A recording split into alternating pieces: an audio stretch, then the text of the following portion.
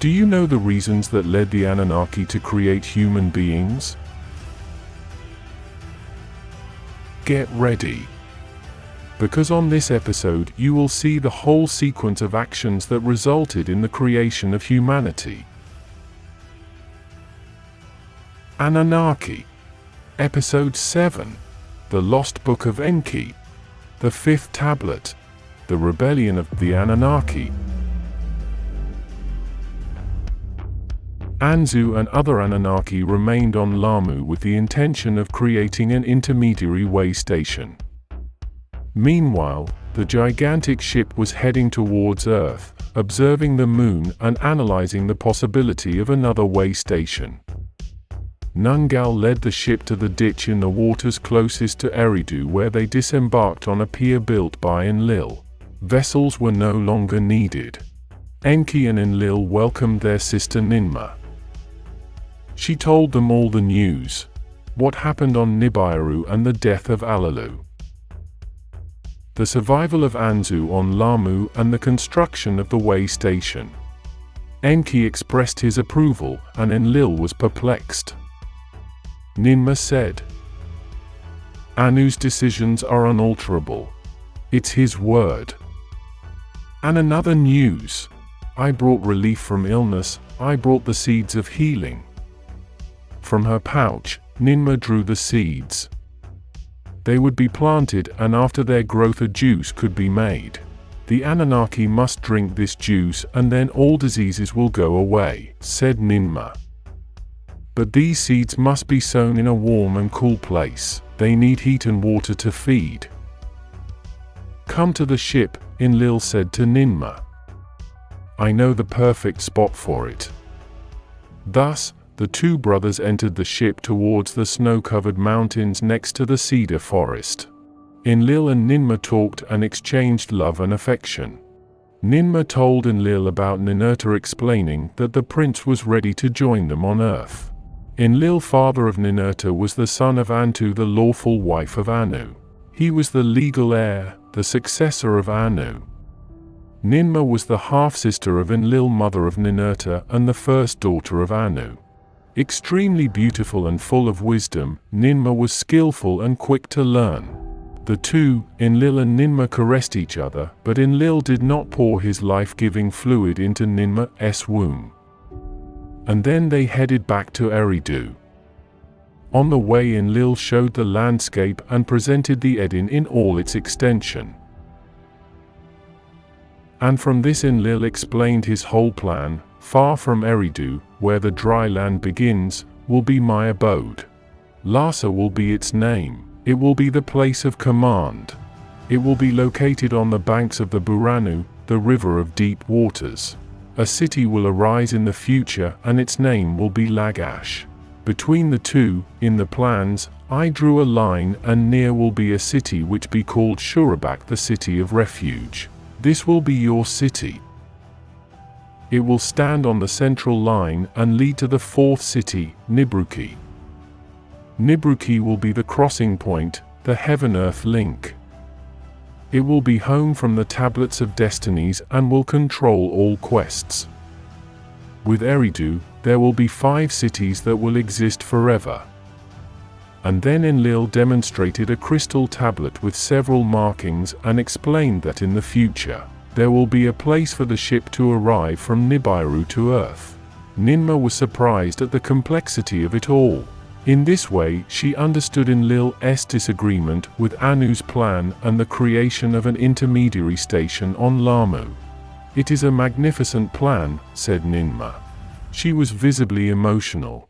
Enlil's plan contemplated the creation of a city for her. It would be the healing city, a healing station. But, warned Ninmah, do not transgress your father beyond this plan. Don't offend your brother Enki either. You are as wise as beautiful, Enlil said. Meanwhile, in the Abzu, Enki also conceived plans. The plans of Enki and Enlil were very different. He thought where he could build dwellings for the Anunnaki, where to build his own home, and where to enter the bowels of the earth. From his celestial ship he measured the entire length of the Abzu and carefully surveyed all regions. The Abzu was a land far away and beyond the waters of the Eden, a rich and perfect land. There were rivers that crossed the region with enormous flow of water. Enki built his abode beside running pure waters, in the midst of the Abzu.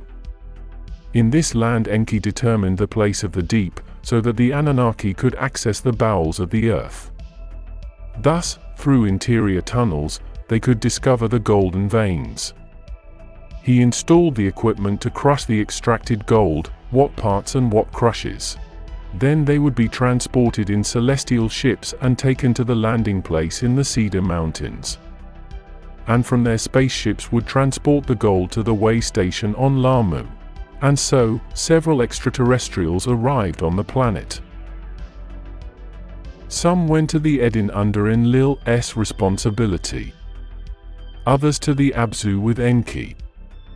And others were directed to Shurabak with Ninmah. On Nibruki, the Heaven-Earth link, Enlil grouped and commanded all missions there.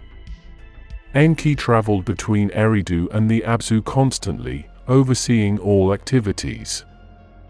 At Lamu construction was progressing and the way station received a number of workers.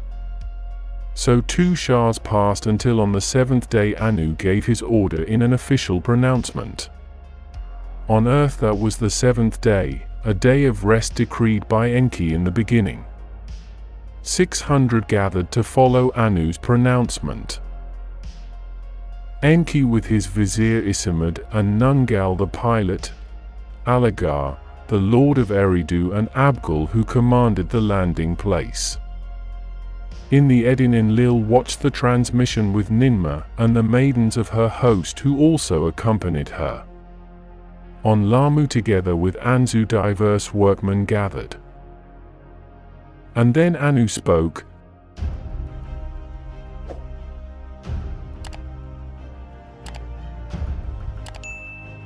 You are heroes, the true saviors of Nibiru. The fate of the entire planet is in your hands. Your deeds will be remembered for all eternity, and your names will be glorified. From now on, those on earth will be called the Anunnaki, those who from heaven to earth came. And for those who are on Lamu shall be called Ijiji, those who observe and see they shall be. Everything needed is now ready. Let the gold begin to arrive, and let Nibiru be saved. But Anu, in the distance on Nibiru, could not foresee the approaching of confusion, starting with the dilemma of their own sons. It all started long before the arrival of the Anunnaki on Earth. Enki was the eldest son of Anu. But he was not, however, the legitimate heir, as he was the son of a concubine. Ninmah, the eldest daughter, had been chosen by Anu to marry Enki, his eldest son. Thus, the firstborn of the two would have double seed and be the legal successor. However, Ninmah was in love with the other half-brother, Enlil. And so Enlil left his seed in Ninmah's womb, and Ninurta, the prince who might soon be on earth, son of Enlil and Ninmah, was born. Enraged, at that time, and still on Nibiru, Anu had forbidden Ninmah to marriage no matter who.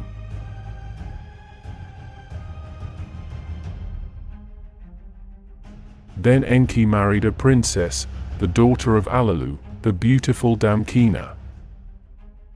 Enki and Damkina also had a son, who was called Marduk, and it meant one born in a pure place.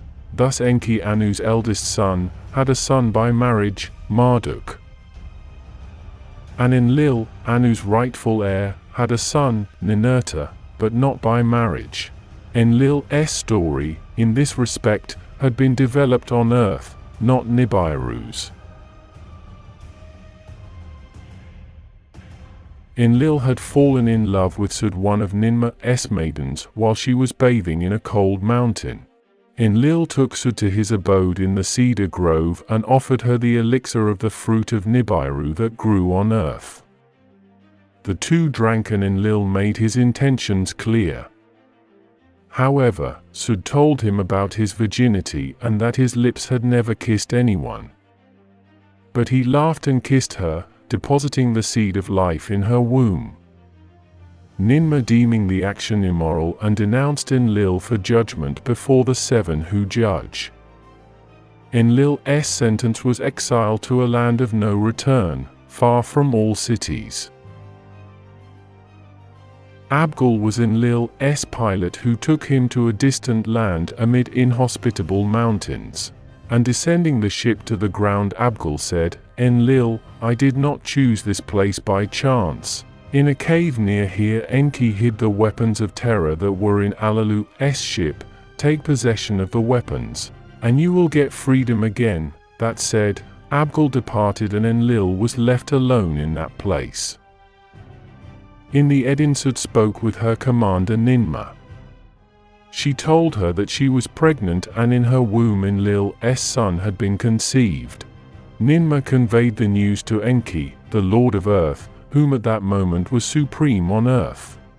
Enki decided to summon the seven who judge, and at the judgment Sud was questioned to the possibility of accepting Enlil as her husband. And having accepted, Enlil returned from exile to marry Sud, who was now called Ninlil, the Lady of the Mandate. After this a son was born to Enlil and Ninlil. His name was Nanna, the Bright One. And it was said that Nanna was the first child of two Anunnaki conceived on earth. It was a royal seed from Nibiru conceived on earth. As soon as Nanna, son of Enlil and Ninlil, was born, Enki decided to talk with Ninmah. He had built his house in the Abzu and had adorned his dwelling with a bright metal taken from the depths which he called silver. He also used lapis lazuli. Then he invited his half-sister to go with him to the Abzu and abandon her worship for Enlil. In the Abzu, Enki reminded Ninmah about their engagement and their love. They kissed each other and Enki asked Ninmah to give him a son. And from their union a daughter was born. Enki was disappointed. Ninmah encouraged him to know his daughter, but Enki said, "I will have a son with you, my sister." And so, another relationship they had and another daughter was born. Enki shouted, "A son, I need a child. I need a boy." Enraged Ninmah pronounced a curse on Enki. "May all food be poison in your viscera. That his jaw hurts and that his teeth and his ribs hurt." Enki's vizier, Isimud, summoned the Anunnaki to beseech Ninmah for relief from the curse.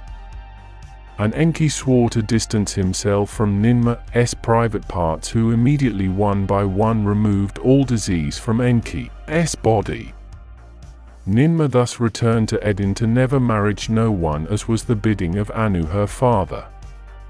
Enki, in turn, brought his son Marduk and his wife, Damkina, to earth. Enki had 5 more children by his wife Damkina and also by concubines. Thus were born Nergal, Jibal, Ninagal, Ninjishzada, and Dumuzi, his youngest son. On the other side of Anu's generation, Enlil and Ninmah brought their son Ninurta to earth. Besides this, Enlil had another son by his wife Ninlil. Ishkur was his name. The Anunnaki on earth, or the sons of Anu, we count Enki, the firstborn of Anu, with a concubine, Ninmah, the first daughter of Anu, and Enlil, the son of Anu, with the queen Antu. Enlil had 3 sons, Nanna, the first son of 2 Anunnaki born on earth, Ishkur, and Ninurta, son of Enlil and Ninmah, born on Nibiru and brought to earth. Enki was the father of Marduk, which was son of Enki and Damkina, his wife, besides the 2 daughters he had with Ninmah and the Anunnaki Nergal, Jibal, Ninagal, Ninjishzada, and Dumuzi. On this way, 2 clans settled on earth. Later, the clans of Enki and Enlil would go to war. But these issues will be observed in the future. For now, still on the fifth tablet, we will look at why the Anunnaki conceived the idea of creating human beings to replace the work of the gods. In the Abzu, gold was extracted from the golden veins of the earth. The golden metal was conducted to the landing place. From there, the Igigi transported the gold in sapsips to the intermediary way station on Lamu. And from Lamu the precious metal was delivered to Nibiru in celestial ships. On Nibiru the gold was ground to the finest powder, and thrown onto the atmosphere for the protection of the planet. Slowly and step by step Earth's gold healed Nibiru's wounds, holes and cracks. Enki built a dazzling abode in Eridu. And from the earth he raised it to heaven like a mountain. Took to live with him Damkina and Marduk. Enki proceeded to teach Marduk various things. On Nibiru, Ki and Lil established the link between heaven and earth with a construction equally dazzling. Their words were heard on Lamu and on Nibiru. The rays that came from there could seek the heart of all lands. His eyes explored all the lands, and it was impossible an approach that could not be seen. From the top of the chamber Enlil studied everything and watched everyone and everything. He studied the secrets of the sun and the moon and recorded them in secret formulas. He improved the celestial zenith and fixed the 12 houses, and with the 12 emblems he marked the family of the sun. The tablets of destinies gleamed in their royal abode while the class of workers worked very hard. The earth's cycles left them astonished, and the portions of the healing elixir were given to them in small quantities. In Edin the Anunnaki were weary. In the Abzu the work was strenuous. The Igigi on Lamu complained constantly. And by Anu's command, Anzu, the commander of Lamu, was received on earth. Enki and Enlil might reveal to him the Abzu and the secrets of the heaven-earth link on Nibiru, Ki. Anzu defended the Igigi of Lamu, who asked for a rest on earth whenever spaceships went back and forth between earth and Lamu.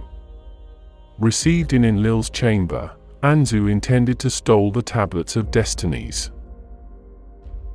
He was a prince among princes and had promised relief to the Igigi. Enlil left the shrine and Anzu remained at the entrance without suspicion. Then he seized the tablets of destinies and departed from the celestial chamber towards the landing place, where the Igigi had gathered awaiting his return to declare Anzu the king of the earth and Lamu. And from the top of the chamber, Enlil, perceiving the theft, and afflicted with treachery, spoke angry words to Enki, questioning about who was Anzu. On Nibiru, Ki the Anunnaki seeked the words of Anu. The order was to stop Anzu and retrieve the tablets of destinies. But Anzu, in possession of the tablets, was invincible. Despite this, Ninurta stood ready to fight and recover what was rightfully his father's. Javelins were hurled at Anzu, but they missed. Arrows were launched, but they also missed him. So a mighty weapon was prepared. A Tilu missile. The instruction was to approach, and when they were united, Ninurta and Anzu, wing to wing, the missile would be launched, creating a whirlwind and a storm of dust.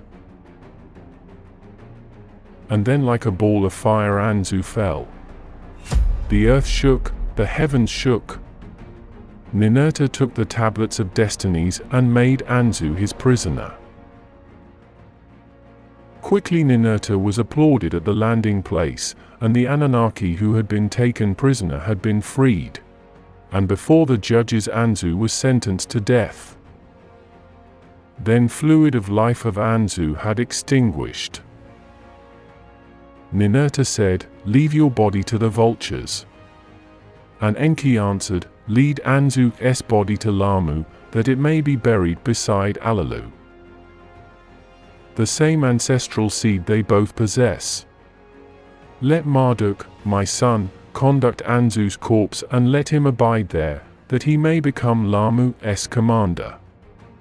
Meanwhile, on Earth, Enki and Enlil discuss changes to avoid confusion. Ninurta, who was an expert in the interiorities of planets, suggested a new city of metal for new shipments to be made. Thus those who were weary could return to Nibiru and new Anunnaki could come to Earth in their place. In this way, in the Edin, new construction began, and it took 3 Shahs until the city of Bad Tibira be created. Ninurta, who had given the suggestion, was the first commander. In this way, the flow of gold to Nibiru was easier and faster. Those who were on Earth and Lamu, many of them returned to Nibiru. Alalga, Abgal and Nungal were among them. Received as heroes, the inhabitants of the planet Nibiru, especially the younger ones, wanted to participate in the missions and mainly wanted the emotions. They did not know what great calamities there were on Earth, on Lamu and in the heavens. In Bad Tibira, gold was smelted and refined, and then sent to Lamu in spaceships. Pure gold was carried from Lamu to Tibiru in celestial ships. And as Ninurta had conceived, gold flowed from Abzu to Nibiru. However, what was not noticed was the malaise of the newly arrived Anunnaki. Enki turned his attention to other matters in the Abzu, and could not see what was happening. So Enki created a new complex called the House of Life and invited his son Ninjishsuda to work with him. Enki was especially curious of some living creatures that lived among the tall trees and used their front paws as hands. It was in the tall grasses of the steppes that strange creatures could be seen that seemed to walk upright. The secrets of life and death were carefully studied by Enki.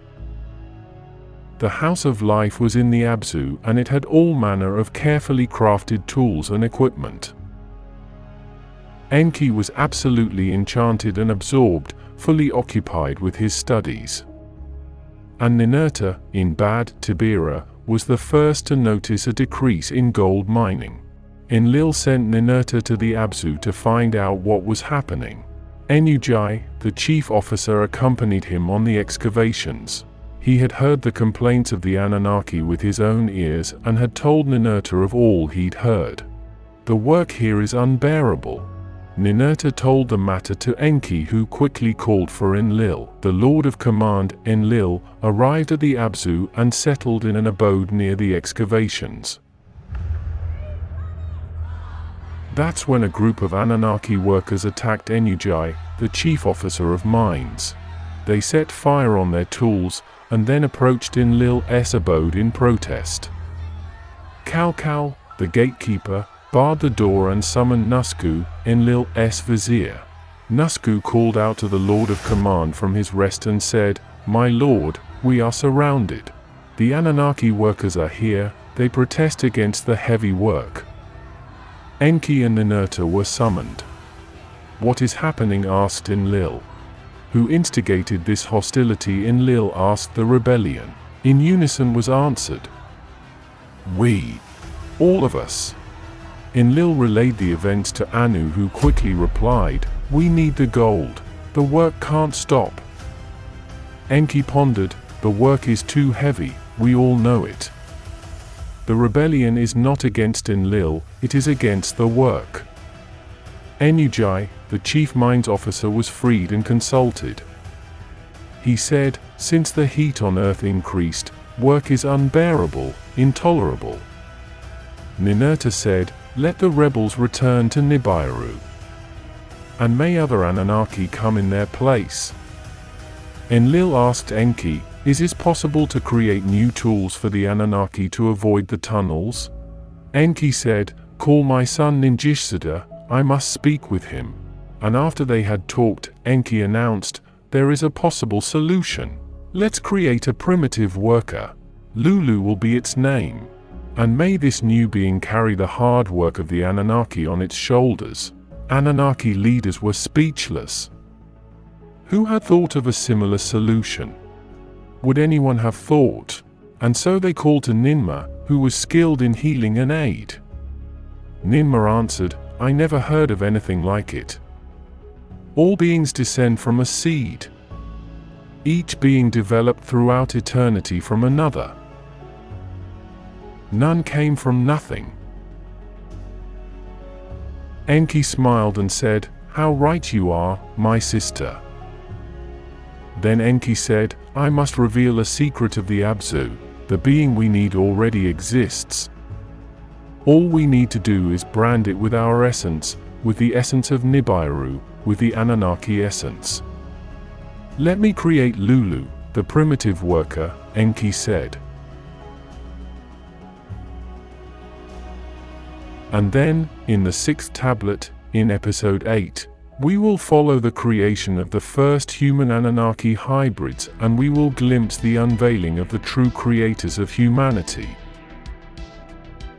If you like the video, leave your comment and share it with your friends and family. Do not forget to subscribe so you won't lose the next videos.